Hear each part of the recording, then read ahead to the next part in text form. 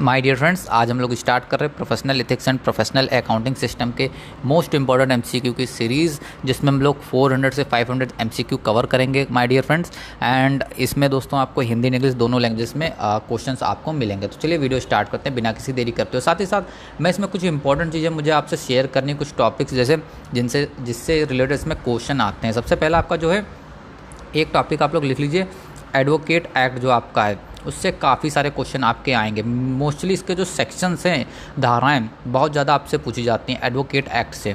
दूसरा आपका टॉपिक होगा contempt of court. Okay, court की अवमानना जिसको कहते हैं हम लोग हिंदी में, कंटेम्प्ट ऑफ कोर्ट। इससे रिलेटेड काफ़ी क्वेश्चन आएंगे। इसी से रिलेटेड कंटेम्प्ट ऑफ कोर्ट आपका जो एक्ट है उसके सेक्शंस आपसे पूछे जाएंगे। कंटेम्प्ट ऑफ कोर्ट एक्ट के भी सेक्शंस आपसे पूछे जाएंगे। ओके, साथ ही साथ दोस्तों इसमें बार एंड बेंच का रिलेशन आपसे पूछा जा सकता है। ओके, बार एंड बेंच के बारे में पूछा जा सकता है।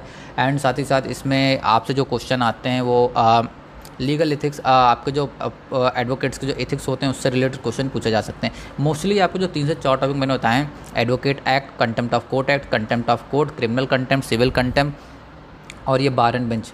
सो इनसे क्वेश्चन आपके मोस्टली आते हैं। इसके ऊपर मैं अभी देखिए मैं क्वेश्चन से जैसे ही कंप्लीट कर लेता हूँ, इसके बाद एक वीडियो लाऊंगा, उसमें मैं आपको इंपॉर्टेंट धाराएं, सेक्शंस बताऊंगा जो जो आपको याद करनी है। साथ ही साथ कंटेम्प्ट ऑफ कोर्ट क्या होता है और कंटेम्प्ट ऑफ कोर्ट से किस तरह के क्वेश्चन आपके आएंगे, इसके लिए एक अलग वीडियो लाऊंगा। ओके, तो ये एमसीक्यू पहले हम लोग कंप्लीट कर लेते हैं। 200 से 300 जो भी एमसीक्यू होंगे अभी, उसके बाद और होंगे तो और आपके साथ शेयर किए जाएंगे, पार्ट में आएंगे।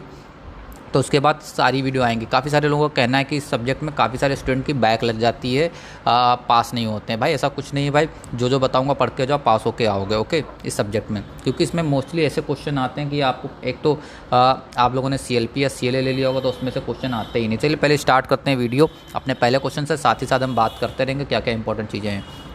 तो पहला क्वेश्चन ही हमारा इंपॉर्टेंट है। जैसा कि आप देख सकते हैं क्वेश्चन आपसे पूछा जा रहा है, कंटेम्प्ट ऑफ कोर्ट एक्ट कब इंट्रोड्यूस हुआ था, न्यायालय अवमानना अधिनियम कब पुनः स्थापित किया गया था। देखिए जो मैंने बताया था आपको, ये क्वेश्चन ऐसे आते हैं। 1971 में आपको याद रखना। ओके, सो इसका आंसर क्या होगा, 1971। बहुत इंपॉर्टेंट है। अभी मैं आपको सारी चीज़ें आपको बताऊँगा, सारी चीज़ें क्लियर कर दूँगा। मैं बता रहा हूँ, कोई भी इसमें फेल नहीं होगा अगर मेरी बताई बातों को गौर कर से सुनता है और अप्लाई करता है। सेकंड क्वेश्चन हमारा, bar council of India consist of the following as ex officio member. भारतीय विधि परिषद में निम्नलिखित में से कौन पदेन सदस्य के रूप में शामिल है, बताइए। Attorney general of India, solicitor general of India, या दोनों नहीं। तो बहुत इंपॉर्टेंट क्वेश्चन है हमारा। तो हमारा क्वेश्चन नंबर 2 का जो आंसर होगा वो C होगा, दोनों के दोनों। ओके, बढ़ते हैं क्वेश्चन नंबर 3 की तरफ। विच सेक्शन, देखिए जैसा मैंने बताया था एडवोकेट एक्ट के क्वेश्चन आ रहे हैं आपका। अधिवक्ता अधिनियम 1961 यानी कौन सी ऐसा सेक्शन है, धारा है जो बार काउंसिल ऑफ इंडिया को बताता है कि वो रूल बना सकते हैं। ठीक, शक्ति कौन सी ऐसी धारा है जो बार काउंसिल ऑफ इंडिया को शक्ति देता है कि वो नियम बना सकता है। तो ये धारा आपकी जो सेक्शन आपका होगा 3 वाला, वो होगा सेक्शन 28, सेक्शन 28, धारा 28। ओके, बढ़ते हैं क्वेश्चन नंबर 4 की तरफ। India bar committee was constitute first time under the chairmanship of sir Edward corner in the year. ये बहुत इंपॉर्टेंट क्वेश्चन है ये आपका। ओके, ये भी क्वेश्चन आपके एग्जाम में हो सकता है कल रिपीट हो जाए। भारतीय विधिक समिति का गठन प्रथम बार सर एडवर्ड चेनर की अध्यक्षता में किस वर्ष किया गया था। अब देखिए एक तो पहले इसका मैं आंसर बता देता हूँ, फिर इससे रिलेटेड क्वेश्चन आपका और आता है। 1923, 1923। इसमें कभी कोई पूछ लिया जा सकता है कि आपका जो Indian bar council committee first time बनी थी तो किसके चेयरमैनशिप में बनी थी। तो इसमें आपके सामने ऑप्शन आएगा सर एडवर्ड कर्नर। तो ये भी चार्नियर, ये भी आप नाम याद रखिएगा। ओके, चार्नियर। ओके, सर एडवर्ड चार्नियर, ये भी आपके ऑप्शन में आ सकता है। बढ़ते क्वेश्चन नंबर 5 की तरफ। एक और धारा, एक और section. Which section of the advocate act 1961 deal with the constitution of legal aid committee. भाई अधिवक्ता अधिनियम की 1961 जो अधिवक्ता अधिनियम है उसमें कौन सी ऐसी सेक्शन या धारा है जो कानूनी सहायता समितियों के गठन से संबंधित है। बहुत इंपॉर्टेंट सेक्शन है, ये आपको सभी याद करने पड़ेंगे। कैसे भी याद करिए, अगर आप नहीं याद करके जा रहे हैं तो आपका एग्ज़ाम अच्छा नहीं होगा। अगर आप सेक्शन धाराएं याद नहीं कर रहे हैं, पूरी टिप्स एंड ट्रिक्स के साथ आऊँगा दोस्तों, जल्दी आएगी वो भी वीडियो। पहले मैं MCQ आपके लिए अपलोड कर देता हूँ और वीडियो तभी आएगी जब दोस्तों आप लोग कमेंट करके बताएंगे कि आपको वीडियो चाहिए। क्वेश्चन नंबर 6 हमारा क्या कह रहा है, विच section of the advocate act 1961 deal with senior and other advocate. भाई बता रहा है अधिवक्ता अधिनियम 1961 की कौन सी ऐसी धारा है जो वरिष्ठ और अन्य अधिवक्ताओं से संबंधित है। तो 16, 14, 13, 18। सो आपके जो सेक्शन 6 है उसका आंसर होगा A वाला। ओके, धारा 16। बढ़ते हैं क्वेश्चन नंबर 7 की तरफ। Power of disciplinary committee under the advocate act 1961 is provided under अधिवक्ता अधिनियम 1961 के अधीन अनुशासनिक समिति की शक्ति उपबंधित है। सो हमारा जो क्वेश्चन नंबर 7 है इसके आपने आपके 4 ऑप्शन है 42, 40 या 53 या 36। तो क्वेश्चन नंबर 7 का जो आपका आंसर होगा वो होगा ए, धारा 42। ओके, बढ़ते हैं क्वेश्चन नंबर 8 की तरफ। क्या कह रहा है, इसमें भी आपकी सेक्शन है। तो section 25 of the advocate act 1961 किससे डील करता है भाई? सेक्शन 25 आपकी धारा 25 अधिवक्ता अधिनियम में किससे डील करती है, किससे रिलेटेड है? Advocate alone entitle to practice, भाई अकेले अधिवक्ता प्रैक्टिस करने के हकदार हैं सिर्फ, या B authority to whom application for enrolment may be made, वे प्राधिकरण जिनके पास नामांकन के लिए आवेदन किए जा सकते हैं, या सी राइट ऑफ प्री ऑडियंस पूर्व दर्शकों का अधिकार, डी डिस्प्यूट रिगार्डिंग सीनियरिटी ज्येष्ठता के बारे में विवाद। तो क्वेश्चन नंबर 8 का जो आपका आंसर होने वाला है माय डियर फ्रेंड्स होगा आपका 8 वाला, authority to whom application for enrolment may be made, वे प्राधिकरण जिनके पास नामांकन के लिए आवेदन किए जा सकते हैं। ओके, बढ़ते हैं क्वेश्चन नंबर 9 की तरफ। Which section under the advocate act 1961 deal with disqualification as to enrolment? Important question है ये हमारा। तो क्वेश्चन नंबर 9 का हमारा आंसर क्या होगा? डी होगा, 24 है। ओके, बढ़ते हैं क्वेश्चन नंबर 10 की तरफ। Punishment of advocate for misconduct is provided in section of the advocate act 1961। भाई पनिशमेंट जो है मिसकंडक्ट की यानी कदाचार के लिए अधिवक्ताओं की सजा अधिवक्ता अधिनियम 1961 की धारा में प्रदान की गई। भाई किस धारा में प्रदान की गई भाई? याद रखिएगा, इंपॉर्टेंट क्वेश्चन है, कल रिपीट हो सकता है, मैं बता रहा हूँ आपको। क्वेश्चन नंबर 10 वाला तो आपका सी वाला होगा, सेक्शन 35 यानी धारा 35 का आंसर होगा। Okay, question number 11, duty of an advocate toward his client is detailed out in which rule of bar council of India? देखिए अब बार काउंसिल ऑफ इंडिया के रूल के ऊपर भी आ गए हैं भाई ये लोग। अधिवक्ता का उसके मुवक्किल के प्रति कर्तव्य भारतीय विधि परिषद नियमावली के किस नियम में वर्णित है? 33 से 38 तक, 11 से 33 या 23 से 27 या 33 से 36 तक। तो हमारा क्वेश्चन नंबर 11 का जो आंसर होने वाला होगा बी होगा, 11 से 33 तक। बढ़ते हैं क्वेश्चन नंबर 12 की तरफ। Who has the authority of prescribe qualification and disqualification for the membership of a bar council?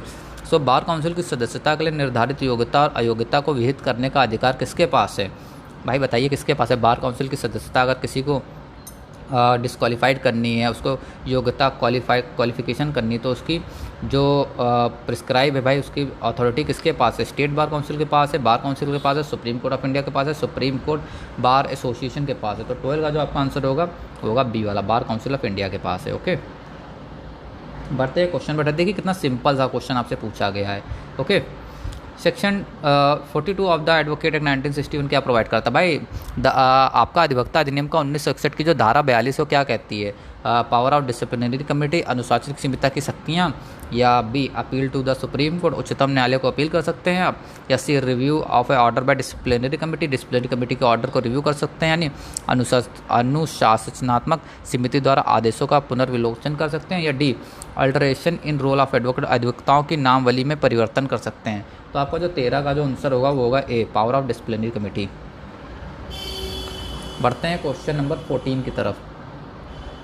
For transfer of roll from one state to another an application is made to the, roll को एक राज्य से दूसरे राज्य में स्थानांतरित या transfer करने के लिए किसको आवेदन किया जाता है? भाई आपको अगर ट्रांसफ़र करना है भाई, जो आपका रोल है एज एन एडवोकेट, हाँ मान लीजिए आप यूपी से हैं, आपको यूपी से किसी अदर स्टेट में करना है, तो आप किसके पास जाएंगे? बार काउंसिल के पास जाएंगे या स्टेट बार काउंसिल के पास जाएंगे? वेयर वन इज़ एनरोल्ड, जहाँ पे आपका नामांकन है, जहाँ पे आप इस समय एनरोल्ड हैं वहाँ जाएंगे, या सी वाला कह रहा है कि स्टेट बार को वेयर वन सीक ट्रांसफर, या कह रहा है सी वाला क्या पता जहाँ पे आपको ट्रांसफ़र कराना उस स्टेट बार काउंसिल के पास जाएंगे, D high court of the state where one is enrolled, या राज्य के उस न्यायालय जहाँ वहाँ नामांकित, जहाँ पे भाई आप एनरोल उस हाई कोर्ट में जाएंगे। तो इसका सिंपल सा जो आपका आंसर होगा, इसमें कुछ सोचने की बात नहीं भाई, बार काउंसिल ऑफ इंडिया की तरफ आप देखेंगे। ओके, बढ़ते हैं क्वेश्चन नंबर 15 की तरफ। Which section of advocate act 1961 deal with bar council to be body corporate? अधिवक्ता अधिनियम 1961 की कौन सी धारा बार काउंसिल को कॉर्पोरेट बॉडी बनाने में संबंधित है? तो आपकी धारा कौन सी होगी? 7, 4, 5, 9। तो आपका जो 15 का क्वेश्चन होगा वो 5 वाला। ओके, बढ़ते हैं question number 16। Which of the following committee can not be constituted by the state bar council? निम्नलिखित कौन सी समितियाँ स्टेट बार काउंसिल द्वारा गठित नहीं की जा सकती? बताइए स्टेट बार काउंसिल कौन सी कमेटी नहीं बना सकती है भाई? सीधा क्वेश्चन आपसे पूछा जा रहा है। जो आपकी राज्य बार काउंसिल है आपका भाई मेरे, हाँ स्टेट बार काउंसिल, वो कौन सी कमेटी नहीं बना सकता? ए लीगल एड कमेटी, विधिक सहायता समिति नहीं बना सकता है क्या? या बी स्पेशल कमेटी विशेष समिति नहीं बना सकता, बना सकता है दोनों। या सी लीगल एजुकेशन कमेटी, विधिक शिक्षा समिति। या डी डिसिप्लिनरी कमेटी, अनुशासनिक समिति। तो भाई सीधा इसका आंसर क्या होगा, सी वाला होगा यार। सी वाला थोड़ी एजुकेशनल कमेटी थोड़ी बना दोगे यार। बढ़ते हैं क्वेश्चन 17 की तरफ। सेक्शन 12 आपसे पूछा जा रहा है किससे डील करता है, एडवोकेट एक्ट या अधिवक्ता अधिनियम 1961 में। सो आपके सामने है अकाउंट्स एंड ऑडिटिंग, लेख और लेखा का परीक्षा। बी डिसिप्लिनरी कमेटी, अनुशासनात्मक समितियां। सी है स्टाफ ऑफ बार काउंसिल के कर्मचारी। डी है सर्टिफिकेट ऑफ एनरोलमेंट, नामांकन के प्रमाण पत्र। तो आपका जो 17 का जो आंसर होगा अकाउंट्स एंड ऑडिटिंग होगा। ओके, बढ़ते हैं क्वेश्चन नंबर 18 की तरफ। 7 लैम्प ऑफ एडवोकेटी इज एट्रीब्यूटेड, अधिवक्ता के 7 चिराग आरोग्य हैं। ये आपको 7 लैम्प जो एडवोकेसी के पढ़ने होंगे। कभी कभी ये क्वेश्चन आपसे पूछ लिया जाएगा कि इसी में आपसे क्वेश्चन आगे आएगा कि भाई बताइए एडवोकेसी के कितने लैम्प होते हैं, 8 होते हैं, 9 होते हैं, 7 होते हैं, 12 होते हैं, 10 होते हैं। तो आपके सामने जो ऑप्शन आएगा 7, उसको आपको टिक कर देना होगा कि ठीक।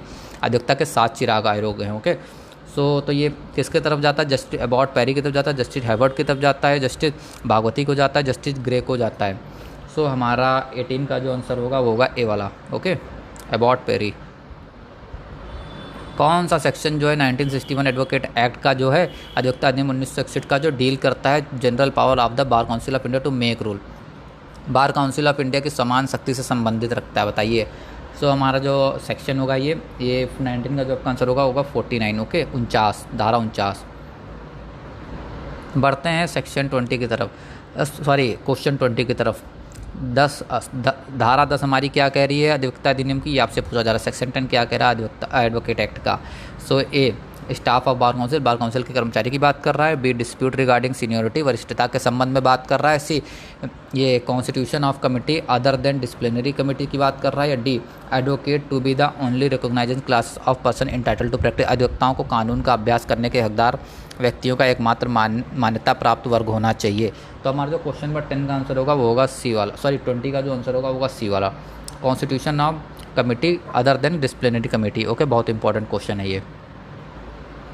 In which famous case this issue had come up, whether the advocate had committed a professional misconduct and is guilty of the offence of the criminal contempt of the court of for having interfered with and obstruct the course of justice by trying to threaten over we and overbear the court by using insulting, disrespectful and threatening languages। तो इसमें क्या कह रहा है हिंदी में पढ़ लेते हैं एक बार।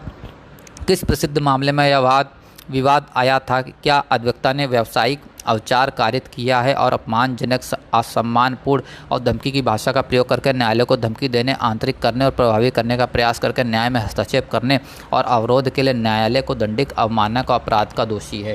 तो इम्पॉर्टेंट केस मुझे लग रहा है, इसको आप लोग ज़रूर पढ़ लेना।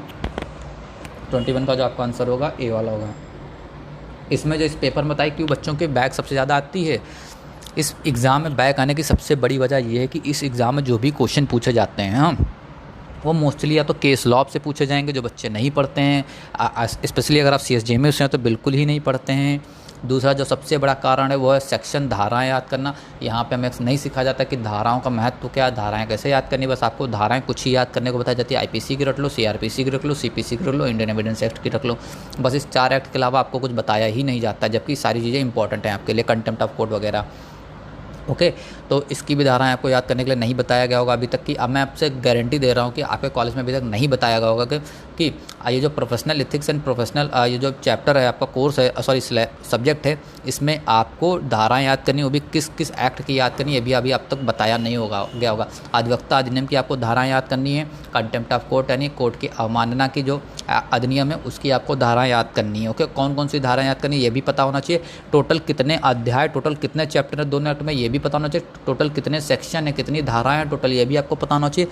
कौन सा चैप्टर क्या बताता है ये भी आपको पता होना चाहिए। तो ये सारी चीज़ें आपको मैं एक सेपरेट वीडियो लेकर आऊँगा, उसमें बताऊँगा। ओके, क्योंकि अगर आप ये चीज़ें नहीं पढ़ेंगे तो आपका एग्ज़ाम कैसा होगा ये आप खुद ही समझ सकते हो। क्योंकि आप देख सकते हैं कि सिर्फ सेक्शंस और केस के भरोसे ये पेपर आपका आता है। जिसने बेरक पढ़ लिया, जिसने सेक्शन हो ये सब पढ़ लिया भाई, उसका तो पेपर बिल्कुल अलग ही लेवल पे जाता है। तो हमारा क्या कह रहा है स्टेट, क्वेश्चन नंबर 22 क्या कह रहा है, state bar council under the provision of section 35 of the advocate has the authority to. भाई अधिवक्ता अधिनियम की 1961 की धारा 35 के प्रावधानों के अधीन राज्य विधिन परिषद को प्राधिकार है, क्या है बताइए। ऑल ऑफ दीज हैं कि ABC है, बताइए, पढ़ लीजिए आप लोग। सो 22 का जो आपका आंसर होगा ऑल ऑफ दीज होगा, इनमें से सभी। 23 क्या कह रहा है, any person agreed by an order made by the disciplinary committee of the bar council under section 37 और 37 ऑफ द एडवोकेट में prefer an appeal be to be. Question पढ़ने में इतना बड़ा लग रहा है लेकिन कितना ईजी आप लोग समझ सकते हैं, अभी मैं आपको क्लियर कर दे रहा हूँ भाई। कोई भी व्यक्ति जो अधिवक्ता अधिनियम की धारा 36 और 37 के अनुसार बार काउंसिल की अनुशासन समिति द्वारा लिए गए आदेश में असंतुष्ट है तो अपील कर सकता है भाई। बार काउंसिल में अगर भाई कोई भी असंतुष्ट है तो आप कहाँ जाएंगे, हाई कोर्ट तो जाएंगे नहीं, जाहिर सी बात है, सुप्रीम कोर्ट जाएंगे, सुप्रीम कोर्ट उच्चतम न्यायालय में जाएंगे, तो सीधा भाई आप 23 का बी वाला लगा दीजिए। बहुत ईजी क्वेश्चन है। कुछ लोग यहाँ पे आएंगे कहेंगे भाई मुझे तो ये 37 और 36 वाला सेक्शन पढ़ा नहीं है, मैं कैसे इसमें लगा दूँ, कैसे मैं बताऊँ, तो इसमें 37 36 को थोड़ी देर के लिए हाइड कर दीजिए और बस देखिए क्या कह रहा है क्वेश्चन, कहने का मतलब उसका क्या है। 24 which is the correct statement with regard to professional ethics for a lawyer. वकील के पेशेवर नैतिकता के संबंध में सही कथन कौन सा है भाई बताइए। Lawyer have no right to go on strike और call a or give a call for boycott. तो 24 वाले में देखिए अब इस समय तो अलग ही सीन चल रहा है ना, तो हर समय बदलता रहता है। कह रहा वकीलों को हड़ताल पर जाने या बहिष्कार के लिए कॉल देने का कोई अधिकार नहीं है। बताइए क्या ये सही लग रहा है भाई, जो कोर्ट का फैसला है उसके अनुसार तो ऑप्शन बिल्कुल सही है। B an advocate shall not influence the decision of a court by an illegal or improper means. कोई भी वकील किसी भी अवैध या अनुचित साधन द्वारा अदालत के फैसले को प्रभावित नहीं करेगा। ये भी बिल्कुल सही स्टेटमेंट है, तो दो स्टेटमेंट तो आपके बिल्कुल सही हैं। C an advocate abusing the process of the court is guilty of misconduct. अदालत की प्रक्रिया दुरुपयोग करने वाला वकील अवचार का दोषी होगा, बिल्कुल सही है। आपका जो ऑप्शन डी है is the correct answer. All the उपरोक्त सभी के सभी स्टेटमेंट बिल्कुल सही हैं। 25 which of the body that award punishment to advocate for misconduct. कौन सी संस्था अवचार के लिए अधिवक्ताओं को दंड निर्धारित करती है। ए एथिक कमेटी यानी आचार समिति, बी प्रोफेशनल डेवलपमेंट कमेटी व्यवसायिक विकास समिति, सी डिसिप्लिनरी कमेटी अनुशासन समिति कमेटी, डी हाई कोर्ट उच्च न्यायालय। सो 25 का आंसर बिल्कुल सिंपल है आपका सी डिसिप्लिनरी कमेटी। ओके याद कर लेना, इंपॉर्टेंट क्वेश्चन है ये वाला, भूलना मत आप लोग। 26 when did the contempt of court act 1917 came into force. ये देखिए जो मैंने बताया था डेट कब आया था, कब इन्फोर्स हुआ था एंड कब इनैक्ट हुआ था, सारी चीज़ें आपके लिए, कब प्रेसिडेंट के एसेंट लगे थे। तो 26 का जो आपका आंसर होगा वो होगा 24 दिसंबर 1971। ओके 24 दिसंबर 1971 आपका आंसर होगा।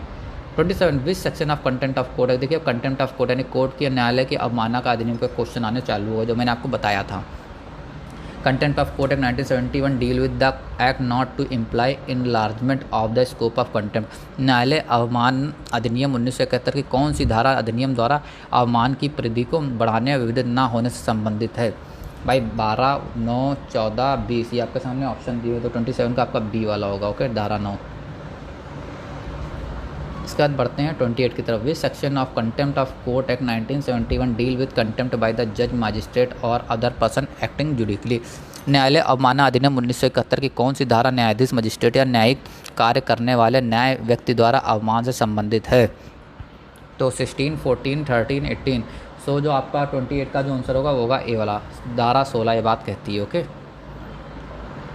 29, 23 of the contempt of court act section यानी 23 क्या बताता है भाई, कंटेम्प्ट ऑफ कोर्ट एक्ट का न्यायालय अवमानना का धारा 23 क्या बताती है। A cognizance of criminal contempt in other case, अन्य दशाओं में आपराधिक अवमानना का संज्ञान है। या B hearing the case of criminal contempt to be benches, ये भी सही नहीं है भाई। सी वाला भी सही नहीं। डी वाला देखते हैं power of the supreme court and high court to make rule, उच्चतम न्यायालय और उच्च न्यायालय को नियम बनाने की शक्ति है, बिल्कुल सही है। देखिए कन्फ्यूजन यही तो आएगी आप लोगों के लिए। अब देखिए आपको एडवोकेट एक्ट के भी सेक्शंस पढ़ने होंगे, कंटेम्प्ट ऑफ कोर्ट एक्ट के भी सेक्शंस पढ़ने होंगे। सेक्शन तो भाई वहीं से स्टार्ट होंगे 1, 2, 3, 4। आप कन्फ्यूजन होगी क्योंकि समय भाई कम बच्चा और ऊपर से भाई आप लोग लगातार एग्जाम दे रहे हो तो आप थक भी ज़्यादा के होंगे, तो ये भी कन्फ्यूजन है। तो सारी कन्फ्यूजन का तोड़ मैं निकाल के लाऊंगा आपके लिए। शाम को एक वीडियो लाऊंगा 7 से 8 बजे तक के टाइम पे, या उससे जल्दी कोशिश करूंगा कि एक वीडियो लाऊंगा एंड उस वीडियो को आपको देखना ज़रूर है। ये MCQ तो आप याद करेंगे, उस वीडियो को आप देखते हैं हम तो आपके लिए बहुत ईजी हो जाएगा ये पेपर। मैं बता रहा हूँ आपको कैसे याद करना है। फिलहाल तो आप ये MCQ जितने भी मैं बताऊँगा एक भी नहीं छोड़ने, आपको सब याद करने हैं।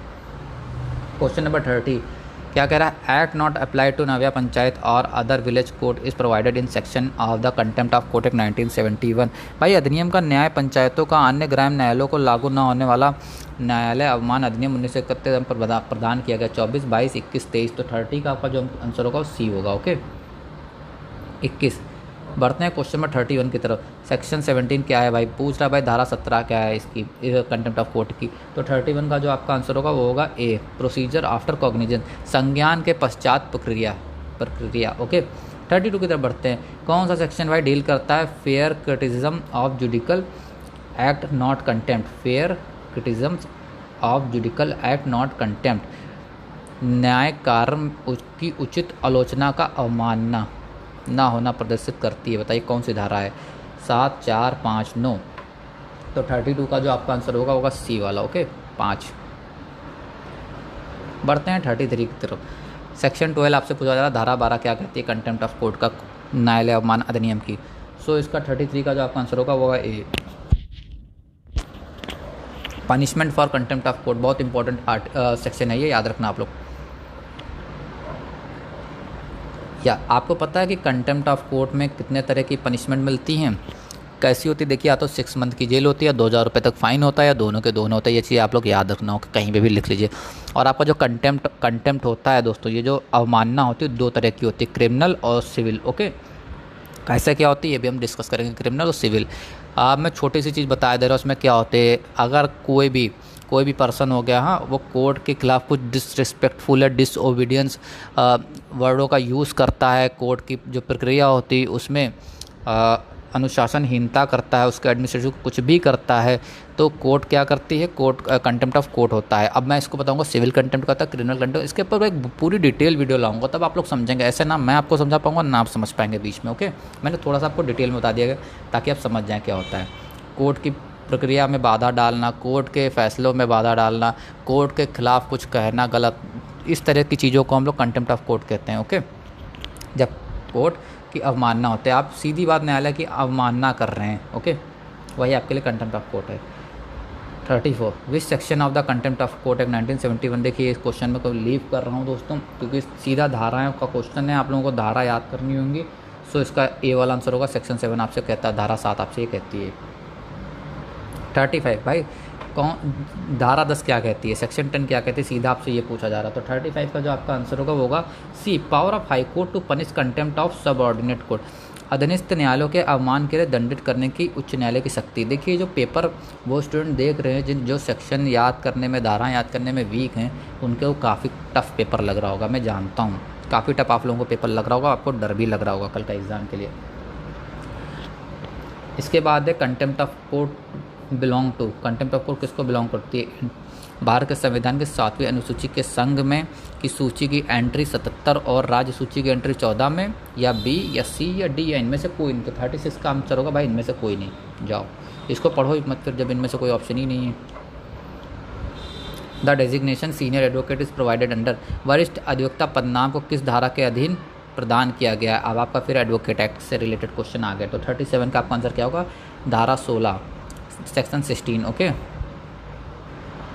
38 disciplinary committee of bar council has confirm to the power of civil court under code of civil procedure 1908 by, bar council की अनुशासनात्मक संहिता को सिविल प्रक्रिया संहिता 1908 के अधीन सिविल कोर्ट की शक्तियाँ किस धारा में प्रदर्शित की गई हैं?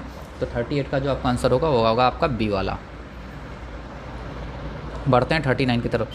विच of the following can be done by senior advocate in accordance with their rule of bar council of India?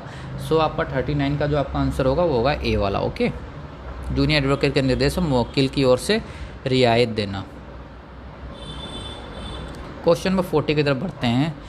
ये क्वेश्चन भी आप लोग देख सकते हैं, सिर्फ इसमें रूल आपको बताना है भाई कौन सा क्या कह रहा है। तो इसका भी मैं क्वेश्चन स्किप कर रहा हूँ, डायरेक्ट आपको आंसर बता रहा हूँ। ए नियम 25। 41 क्या कह रहा है? Which of the following provision of the advocate act 1961 provide for the power of bar council of India to withdraw itself any proceeding for disciplinary action pending before the state bar council? अधिवक्ता अधिनियम 1961 का निम्नलिखित में से कौन सा प्रावधान बार council of India को किसी भी स्टेट बार काउंसिल के समक्ष किसी भी अनुशासनात्मक कार्रवाई के प्रत्यन करने की शक्ति प्रदान करता है? तो 41 का आपका जो आंसर होने वाला सी। ओके, धारा 36 सब क्लॉज 2। 42 की तरफ बढ़ते हैं। According to section 49 of the advocate bar council of India has power to make rule.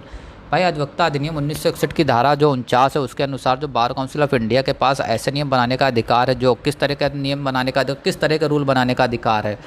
सो 42 का आपका आंसर क्या होगा? Qualification for member of A bar council and qualification for a such person, ये जो जितने ऑप्शन मैं आपको इसमें बताऊंगा, सारी चीज़ें आपको अच्छे से समझ लेनी है। ओके, बार काउंसिल की सदस्यता के लिए योग्य और अयोग्यता। भाई बार काउंसिल के लिए जो भी मेंबर्स हैं, हाँ, उनकी क्वालिफिकेशन के लिए और उनके डिसक्वालिफिकेशन के लिए जो भी पावर होती है किसके पास होती है, नियम बनाने की पावर किसके पास होती है, बार काउंसिल के पास होती है। क्वेश्चन आपका ये भी बन सकता है। ओके, तो ये क्वेश्चन बिल्कुल सही है। बी, द क्लास और category of a person entitle to be enrolled as an advocate. अधिवक्ता के रूप में नामांकित होने वाले व्यक्ति का वर्ग या श्रेणी, बिल्कुल सही है ये भी। The standard of legal education to be observed by universities in India and the inspections of universities for that purpose। Bharat में विश्वविद्यालयों द्वारा कानूनी शिक्षा के मानकों और उस उद्देश्य के लिए विश्वविद्यालयों के निरीक्षण के लिए आपका 42 का आपका ऑप्शन जो करेक्ट होगा वो होगा डी, ऑल द अबव, उपरोक्त सभी। बढ़ते हैं 43 की तरफ। Bar council of India has to lay down the standard of professional conduct and advocate the for the advocate under. Bar council of India अधिवक्ताओं के लिए पेशावर आचरण और शिष्टाचार के मानकों का निर्धारण इसके अंतर्गत करती है। किसके अंतर्गत करती है, किस धारा के तहत करती है?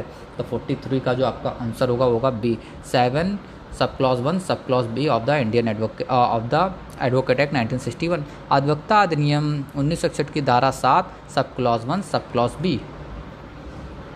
बढ़ते हैं 44 की तरफ। According to justice Edward Parry what are the 7 lamp of advocacy, जो मैंने आपको बताए थे इसमें से 7 लैंप कौन से एडवोकेसी के? ये पूरा एक क्वेश्चन आपका 1 पेज इसका है, देख लीजिए। इसमें से 7 लैंप कौन से एडवोकेसी के, देख लीजिए। बहुत इंपॉर्टेंट क्वेश्चन ही हो सकता है रिपीट हो जाए, इससे रिलेटेड कुछ ना कुछ तो आंसर आएगा।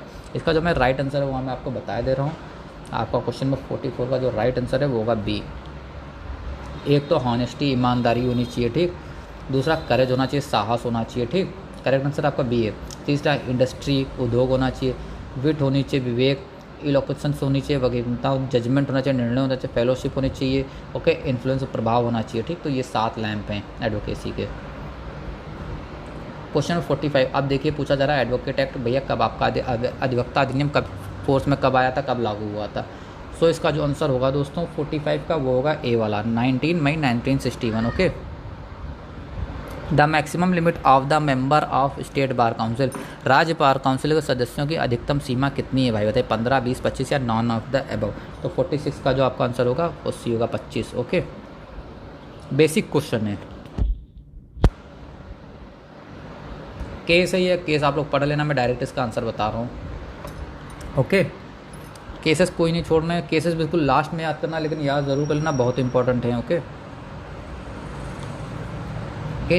Indian council of legal and advice versus BCI, यानी बार काउंसिल ऑफ इंडिया ने केस डील किया था इशू। देखिए ये भी केस है आपका, इंपॉर्टेंट केस है, इसको बिल्कुल भी लीव मत करना, केस आपके लिए ज़रूर आएंगे। इसका आंसर होगा डी। ओके, इन रे versus Mishra is a popular case on the point of, बहुत इंपॉर्टेंट केस है, बहुत ज़्यादा इंपॉर्टेंट केस है, इसको ज़रूर याद कर लेना। जो केसेस में इसमें आए एग्जाम में आपको छोड़ना नहीं, आपको याद करने, क्योंकि केसेस भी आपके रिपीट होते हैं।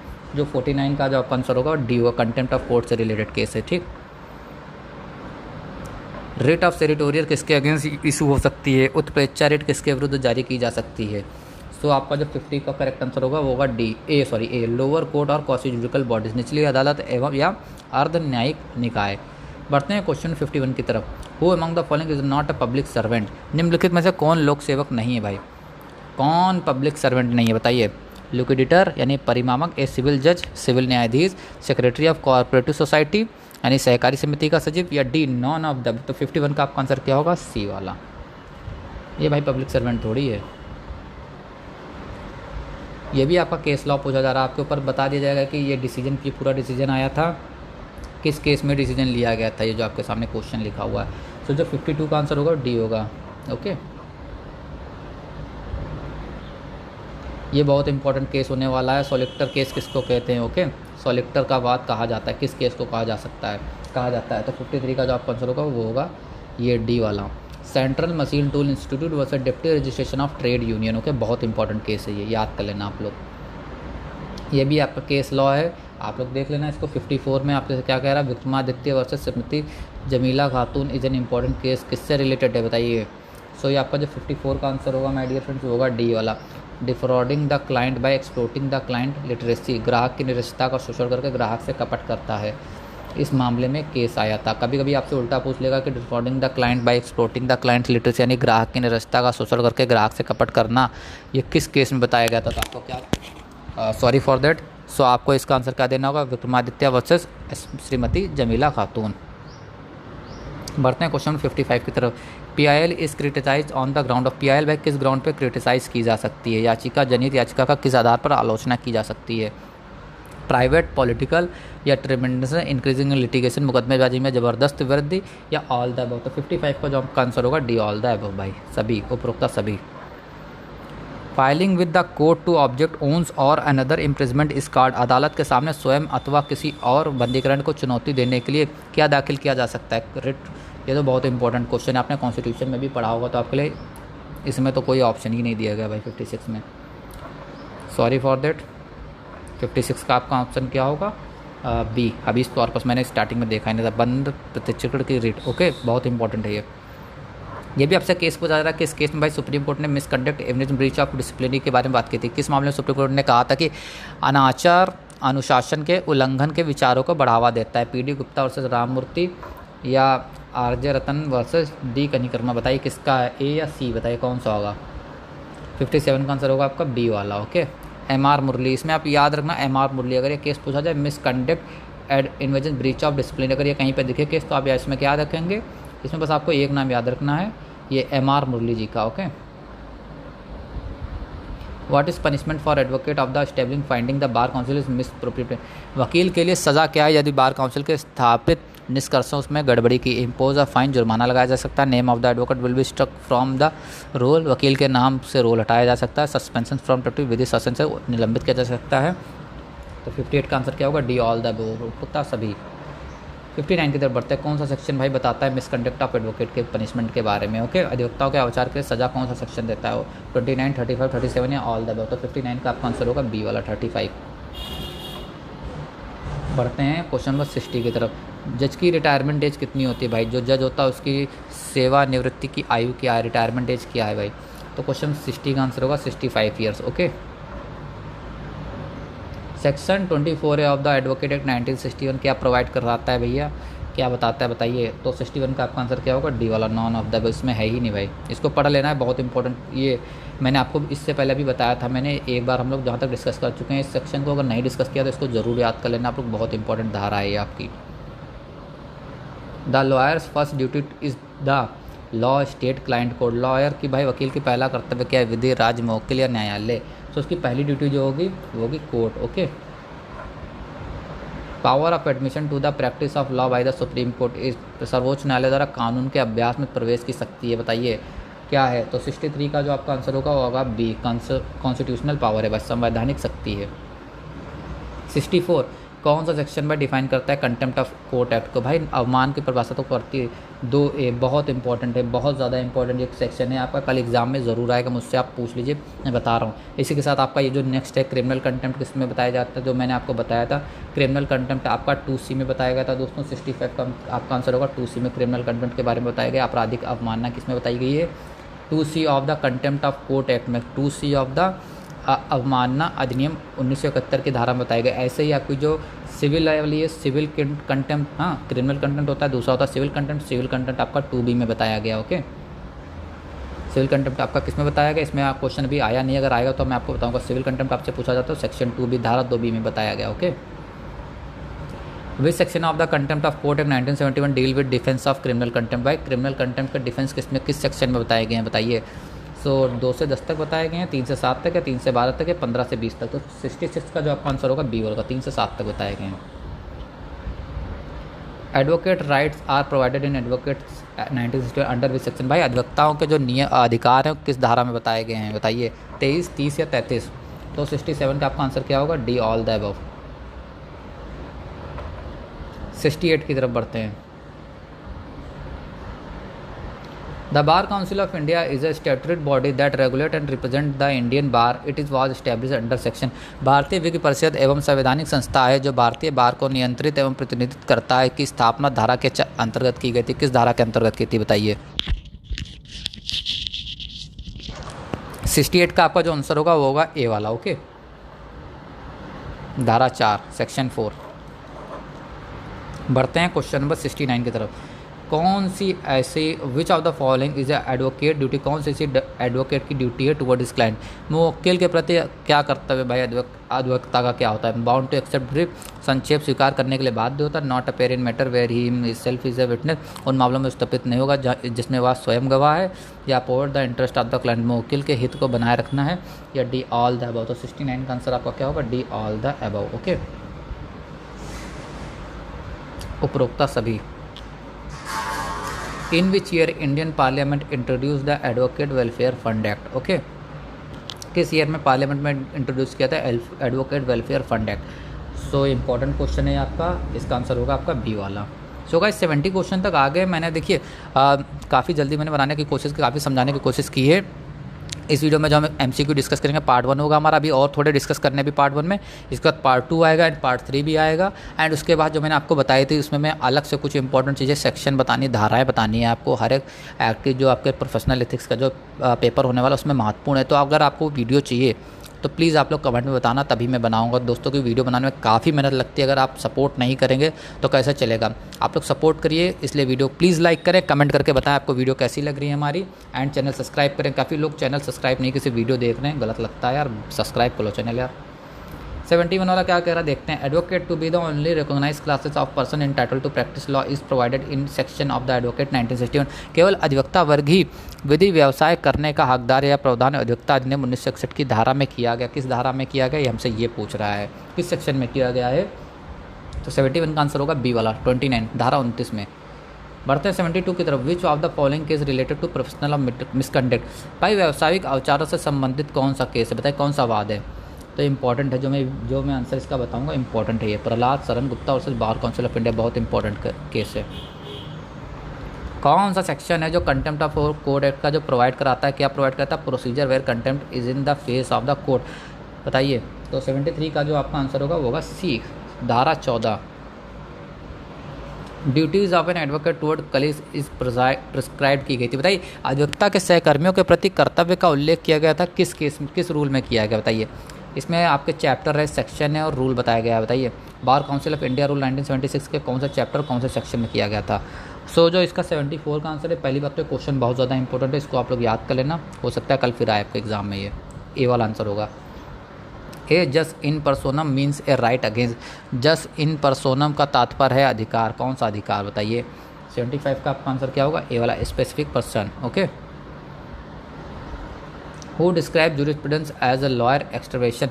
किसने न्यायशास्त्र को अधिवक्ता के अतिरिक्त रूप में वर्णित किया है, तो बताइए कौन सा। 76 का जो आपका आंसर होगा सी होगा। ओके।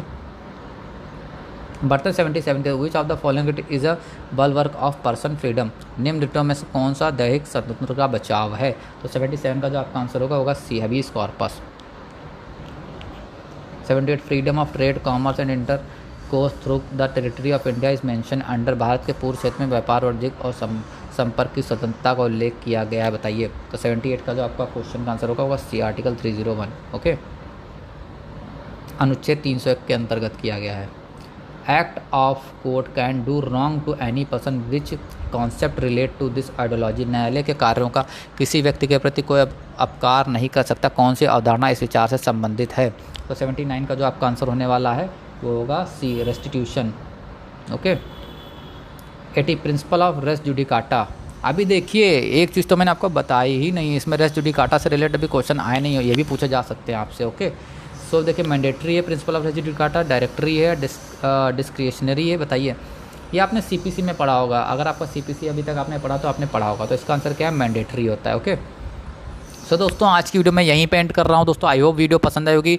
अगर आपको नेक्स्ट वीडियो चाहिए तो आप लोग प्लीज़ कमेंट करके बताइएगा। अगर अदरवाइज़ आप लोग पढ़ चुके हैं तो वो भी बताना, कैसे एग्जाम हो रहे हैं वो भी प्लीज़ बताना। तो वीडियो एंड कर रहा हूँ। थैंक यू सो मच दोस्तों, आप लोगों ने वीडियो देखी। टेलीग्राम चैनल ज्वाइन कर लीजिए दोस्तों, उस पर जो भी इंपॉर्टेंट नोट्स वगैरह होंगे मैं शेयर कर दूँगा। ओके।